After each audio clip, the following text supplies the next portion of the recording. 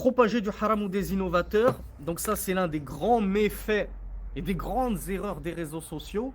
C'est que toi, tu es un fan de mangas polythéistes, comme Naruto, comme One Piece, comme Dragon Ball Z, comme les Chevaliers du Zodiaque, pour ceux qui ont connu ça pour la génération 80. Dédicace à mes frères de la génération 80-90. C'est des mangas polythéistes, mais ça ne souffre pas l'ombre d'un doute. Que tu pêches et que en privé, tu regardes ces mangas, c'est une chose. Mais le fait que tu en fasses la publicité, comme certains imams dont je vous ai parlé, Alain Ali, dont j'avais mis en garde il y a plus d'une année de cela, qui est un imam qui est très suivi, celui-là, sa da'wa, c'est de vous parler de oh, l'attaque des titans, la saison 3, elle est ouf, j'ai pris une claque, subhanallah. C'est ça ta da'wa.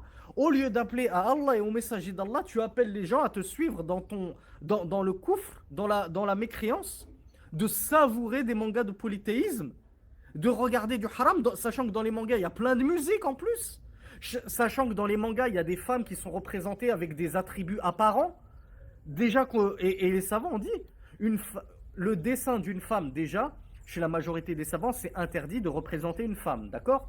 Mais ils vont te dire, oui, mais chez les Malikites, c'est autorisé, les dessins en 2D sont autorisés. Allez demander à l'imam Malik si c'est autorisé de dessiner une fille sous forme de manga avec des oreilles de chat, mais avec des attributs apparents, avec une mini-jupe. C'est autorisé, ça?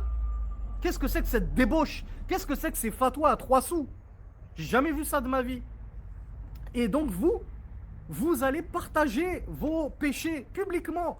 Vous partagez du manga, vous partagez des clips de Booba, vous partagez de la musique, vous partagez justement des égarés égareurs, comme les frères qu'on vient de citer, Hassan Iqiyoussen et son fils, etc., etc.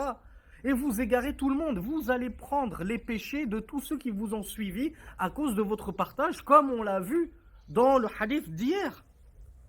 Celui qui va indiquer, et Rasulullah dit, celui qui va indiquer un bien, il aura la récompense de tous ceux qui auront pratiqué ce bien. Mais celui qui va indiquer un mal, il aura le poids des péchés de tous ceux qui l'auront suivi dans le mal. Et toi, innocemment, tu partages un clip de rap. Tu te dis, Marlèche, moi je l'ai kiffé. Je prends que mes péchés à moi. Non! Tu vas prendre le péché de tous ceux qui vont écouter ce clip à cause de ton partage. Pensez au principe de sadaqa jariya, l'aumône continue. Vous, c'est comme si vous faisiez un péché continu.